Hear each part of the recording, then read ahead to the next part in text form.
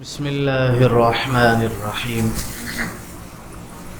درود شریف پڑھ لیں۔ اللہم صلی وسلم علی سیدنا محمد وعلی آل سیدنا محمد وعلی اصحاب سیدنا محمد وبارک وسلم وصلی علیہ۔ آج سے انشاءاللہ ہماری ابتدا جمعہ، ہفتہ، اتوار 3 دن انشاءاللہ درس سیرت کی ہوگی۔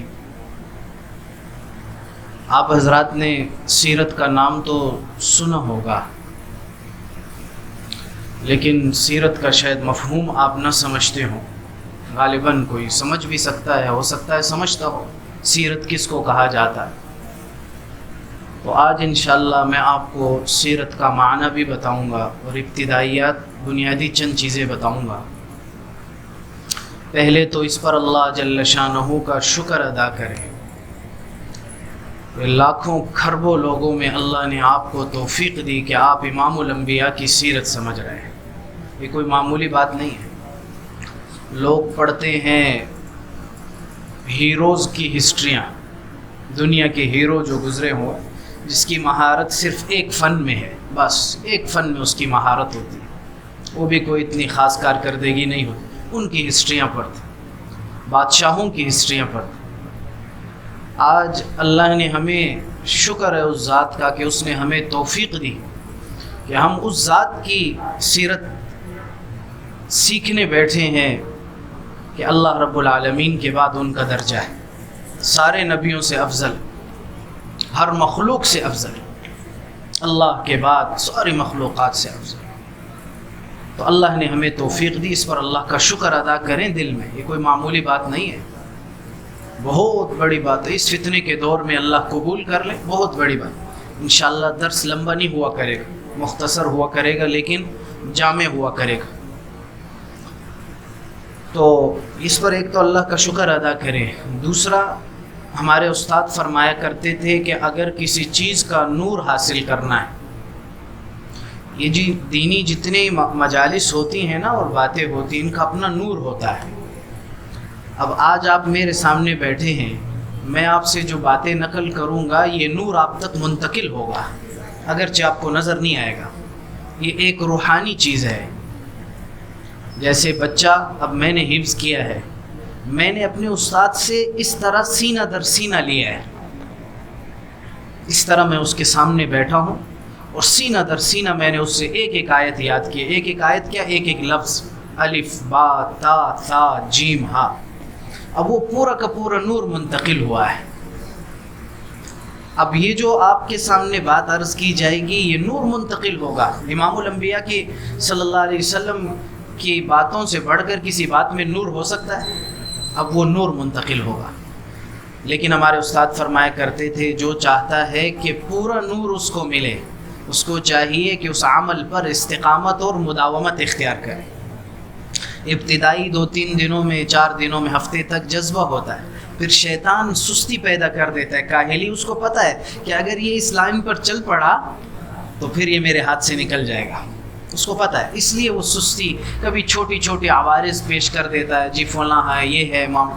تو اپنے ان 3 دنوں کو ہم نے پہلے سے سیٹنگ ایسی کرنی ہے کہ مصروفیات ان دنوں میں مغرب عشاء سے پہلے یا اس آدھے گھنٹے کے بعد، اس دورانیے میں کوئی مصروفیت نہیں رکھنی۔ جو بھی ٹائم کے لیے کہ جی عشاء کی نماز سے لے کر 15-20 منٹ کا ٹائم میرا مصروف ہے، آگے پیچھے جو ٹائم ہو ہر مصروفیت کے لیے، الا یہ کہ اللہ نہ کرے، خدا نخواستہ کسی کی ایمرجنسی ہو جائے، وہ ایک الگ بات۔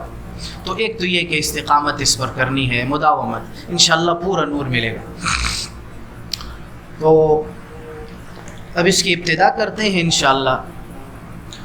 پہلی بات تو یہ ہے، میں چند عنوان کے تحت آپ کو انشاءاللہ بات بتایا کروں گا، مختصر اور جامع۔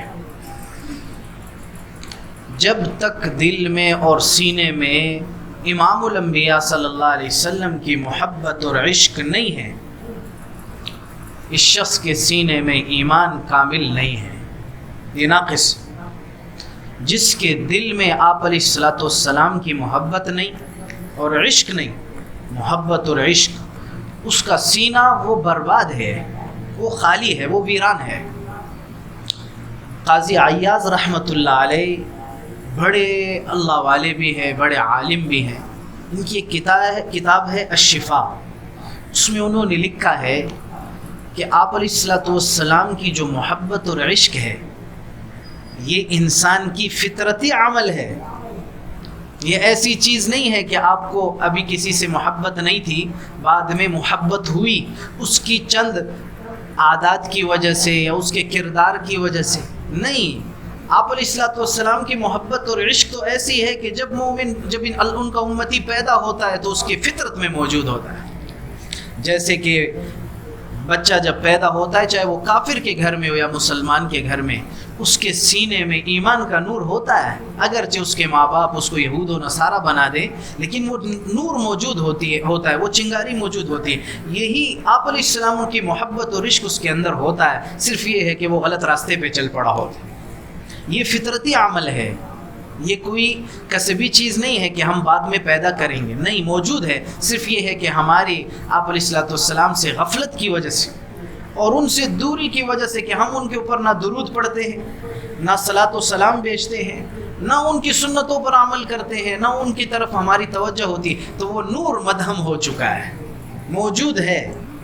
اسی لیے ایک درود شریف ہے آپ علیہ الصلوۃ والسلام نے مسنون ہے، کتابوں میں ہے، اللہم ابلغہ منا السلام. اے اللہ امام الانبیاء صلی اللہ علیہ وسلم تک ہمارا سلام پہنچا دیجیے. وردد علینا منہ السلام، اور ان کی طرف سے بھی ہمیں سلام کا جواب دلوا دیجیے. تو یہ اس وجہ سے کہ حدیث میں آیا کہ جب انسان آپ علیہ السلام پر درود پڑھتا ہے تو فرشتے اس کے ماں باپ اس کے باپ کے نام کے ساتھ لے جا کر امام الانبیاء صلی اللہ علیہ وسلم کو پہنچاتے ہیں، پھر آپ علیہ الصلوۃ والسلام اس کو جواب دیتے ہیں. ہمارا درود پتہ نہیں قبول بھی ہوتا ہے کہ نہیں ہوتا. اللہ اکبر. سنتوں کو ہم نے چھوڑا، بے وفائی کی، محبت نہیں کی، عشق نہیں کیا، تو ہمارا درود و سلام پتہ نہیں قبول بھی ہے کہ نہیں ہے امام الانبیاء صلی اللہ علیہ وسلم کے دربار میں. اور یقیناً اگر کسی شخص کو قیامت کے دن امید ہو تو آپ علیہ السلام کی ایک شفاعت ہی کی امید ہو سکتی ہے. اس کے علاوہ ہمارے پاس کیا اعمال ہے؟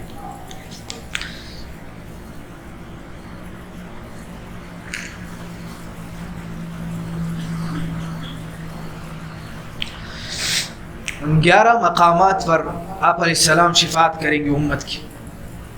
11 مقامات پر قیامت کے دن.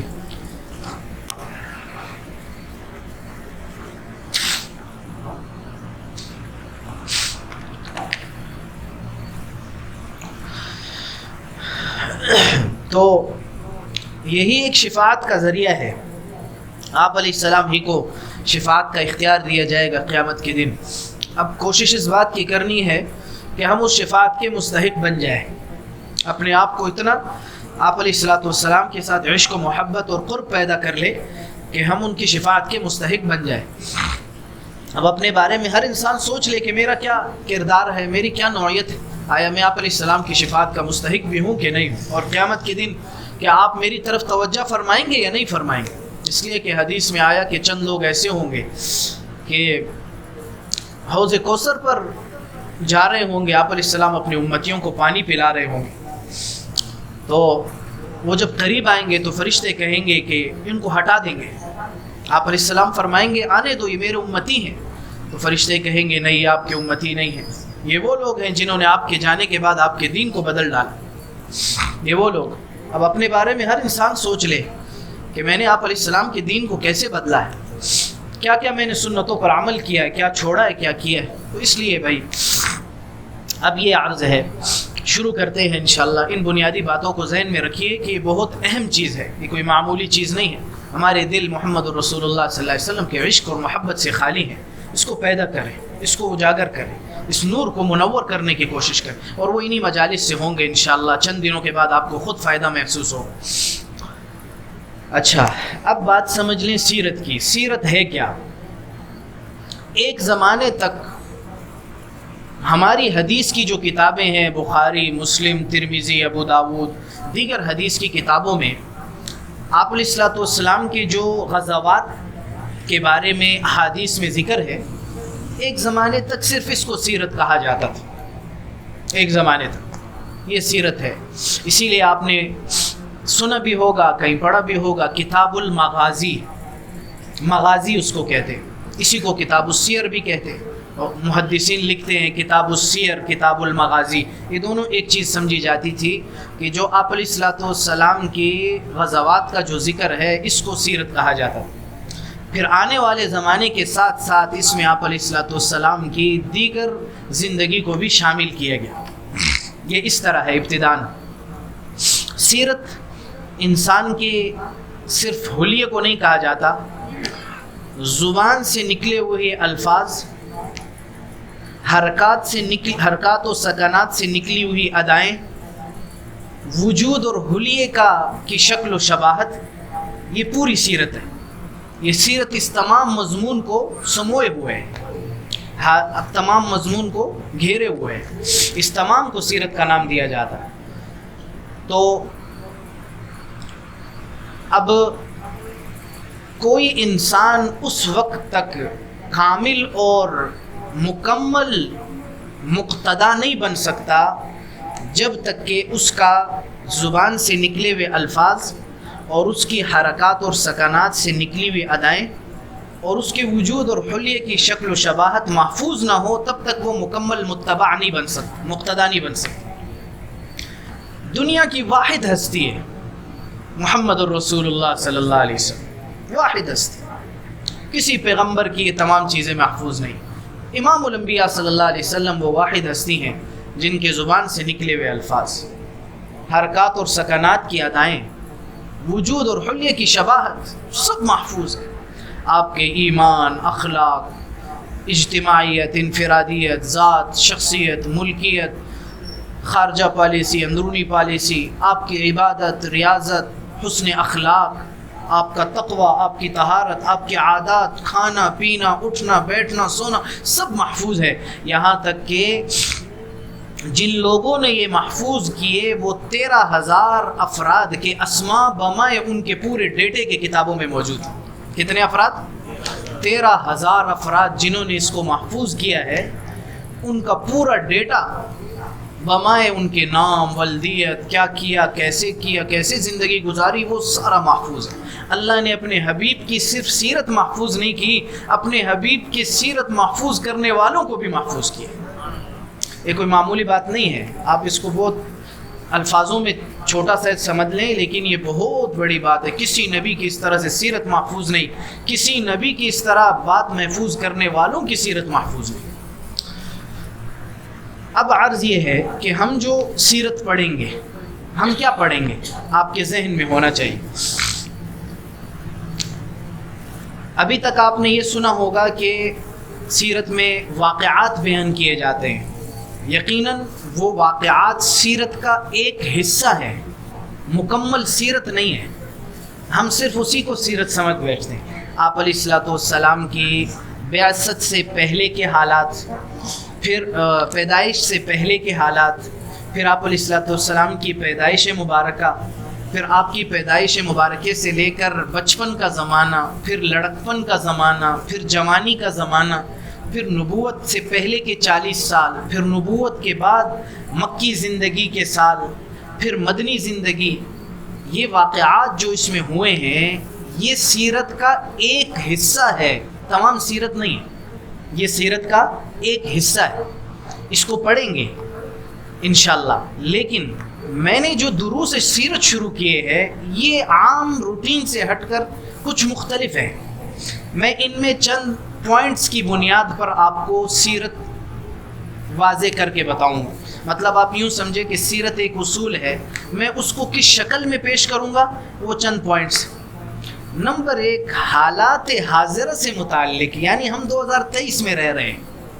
اب 2023 میں ہمیں آپ علیہ السلام کی سیرت سے کیا نصیحتیں ملتی ہیں، اس وقت میں ہمیں کیا نصیحت ملتی ہے، ہمیں اس وقت میں کیا اس سے عبرتیں ملتی ہیں، اس وقت میں ہمیں کیا رہنمائی ملتی ہے۔ مین بنیادی چیز میرے اس درس کی وہ یہ ہے کہ آپ علیہ الصلوۃ والسلام کی جو سیرت مبارکہ ہے اس میں ہم اپنے حالات حاضرہ کے لحاظ سے، اپنے اس وقت کے لحاظ سے ہم اس کو نکالیں اور اس سے ہم نصیحت، عبرت حاصل کر کے ہم اس سے فوائد حاصل کریں۔ یہ بنیادی مقصد ہے میری سیرت کا۔ میرا انداز یہ ہوا کرے گا، ایک واقعہ بیان کروں گا، اس واقعے کے بعد میں اس سے حاصل شدہ نصیحتوں کو بیان کروں گا اپنے زمانے کے لحاظ سے، کہ ہمیں اس زمانے میں اس واقعے سے کیا فائدہ مل رہا ہے، کیا عبرت مل رہی ہے، پھر اس پر عمل کی کوشش کریں۔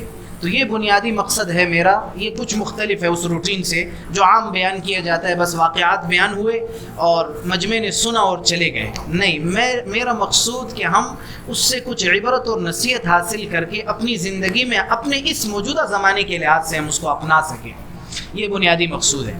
نمبر 2، ایک زمانہ وہ رہا ہے، آپ یہ سمجھتے ہوں گے کہ سیرت صرف مسلمانوں نے اس پہ کام کیا ہے، ایسا نہیں ہے، یہودیوں نے، عیسائیوں نے، انگریزوں نے، حتیٰ کہ دنیا کے ہر آدمی نے اس پہ کام کیا ہے، ہر آدمی نے۔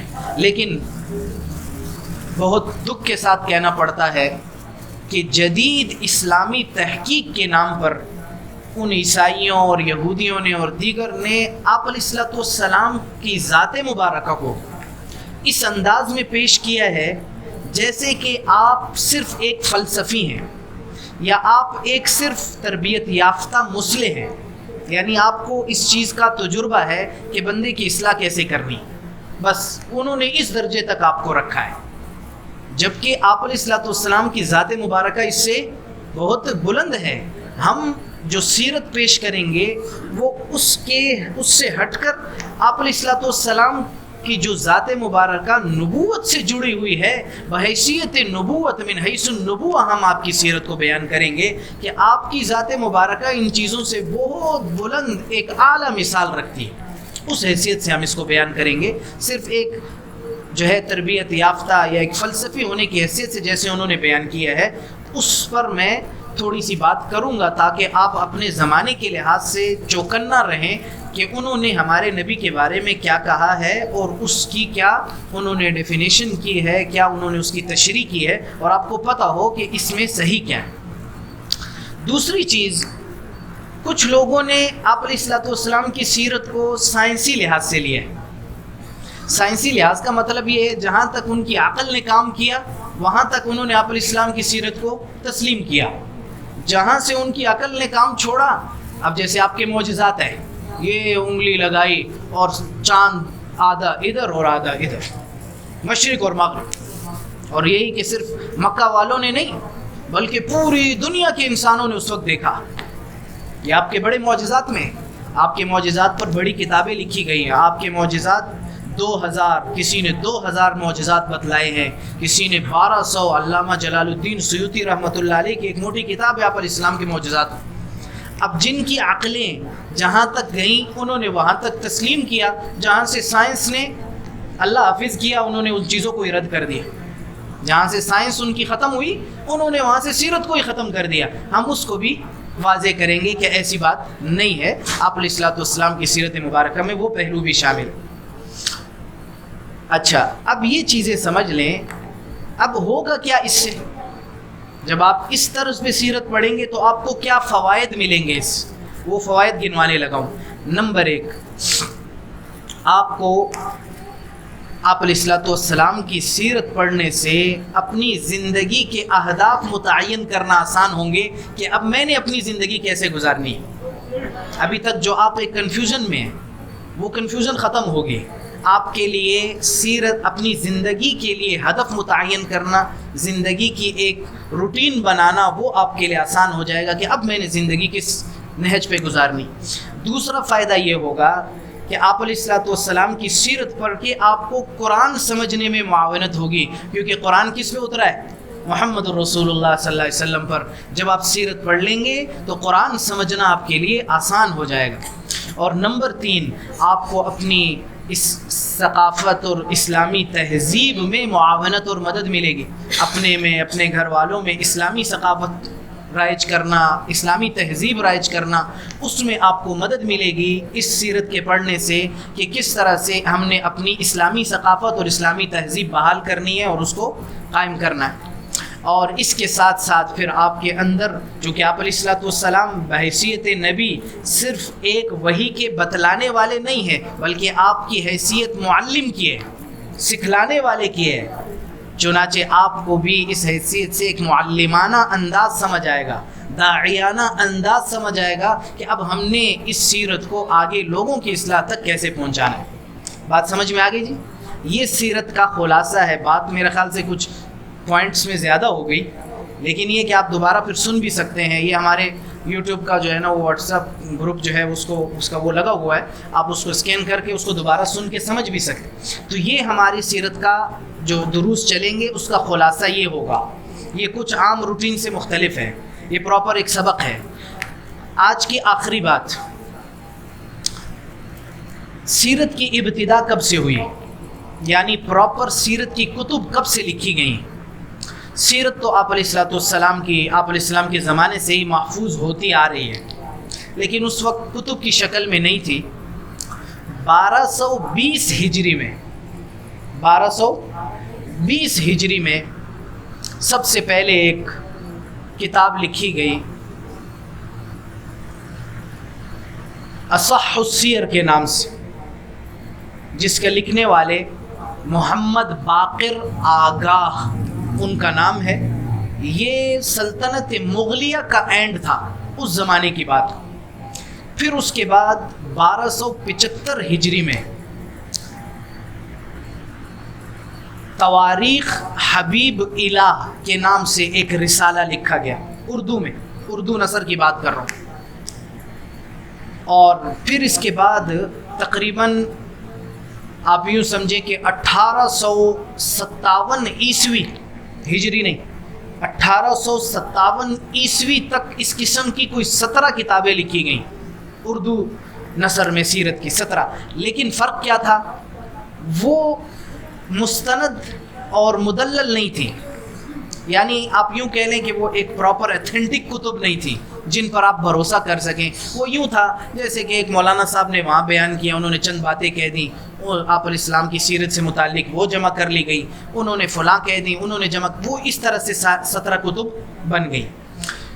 پراپر جو سیرت کی کتب جو مستند اور مدلل حیثیت میں اردو کتابی شکلوں میں اس پہ کام ہوا ہے، وہ 19ویں صدی عیسوی کا اینڈ ہے اور 20ویں صدی کی ابتدا ہے۔ 19ویں صدی عیسوی کی اینڈ میں تقریباً 1895 میں مرزا حیرت دہلوی انہوں نے ایک کتاب لکھی سیرت المحمدیہ کے نام سے۔ پھر اس میں مزید چند چیزوں کا اضافہ کر کے اس کو سیرت رسول کے نام سے 6 جلدوں میں نکالا، شائع کیا۔ یہ 19ویں صدی کا اینڈ۔ پھر 20ویں صدی کے شروع میں قاضی سلیمان منصور پوری نے آپ علیہ السلام کی سیرت سے متعلق ایک کتاب لکھی، سیرت المصطفیٰ۔ یہ آپ علیہ السلام کی سیرت کے لحاظ کے اوپر کتاب لکھی اردو میں۔ اور پھر اس صدی میں 20ویں صدی عیسوی میں پھر بہت کتب لکھی گئیں۔ سیرت المصطفیٰ ہے شبلی نعمانی کی، اسی طرح سے بہت سے علماء نے کتابیں لکھی۔ ہر مکتبہ فکر کے علماء نے سیرت پر مدلل اور مستند کتابیں لکھی، اور سیرت پر بہت کام ہوا۔ اس کے بعد ہر ایک نے کام کیا۔ یہ کچھ سیرت کی کتب کی تاریخ تھی کہ کب سے سیرت کا کتابی حیثیت میں اردو میں آنا شروع ہوا ہے۔ تو مستند جو کام شروع ہوا، اس کا پراپر کام، وہ 19ویں صدی عیسوی کا اینڈ ہے، انتہا ہے، اور 20ویں صدی کی ابتدا ہے۔ تو یہ اس کی ابتدا ہے۔ کل سے انشاءاللہ ہم آپ علیہ السلام کی سیرت کی ابتدا کریں گے، اور آپ علیہ السلام کی پیدائش سے پہلے کے حالات سے لیں گے، کیونکہ آپ کی سیرت ان پہلے کے واقعات سے بھی جڑی ہوئی ہے۔ تو اس سے ابتدا کریں گے انشاءاللہ، اور پھر آہستہ آہستہ چلتے چلتے ہر ایک واقعے کو ذکر کر کے اس سے نصیحت عبرت وہ حاصل کرتے ہوئے آگے چلتے جائیں۔ الحمدللہ رب العالمین، اللہم صلی وسلم علی سیدنا محمد وعلی آل سیدنا محمد وبارک وسلم وصلی علیہ۔ اے میرے اللہ، امام الانبیاء صلی اللہ علیہ وسلم کی سچی محبت اور عشق عطا فرما دے۔ اے میرے اللہ، امام الانبیاء صلی اللہ علیہ وسلم کی 100% سیرت پر ہمیں چلنے والا بنا۔ اے میرے اللہ، یہ احباب آپ علیہ السلام کی محبت اور عشق میں آئے، اے اللہ ان کو استقامت بھی دے، دوام بھی دے۔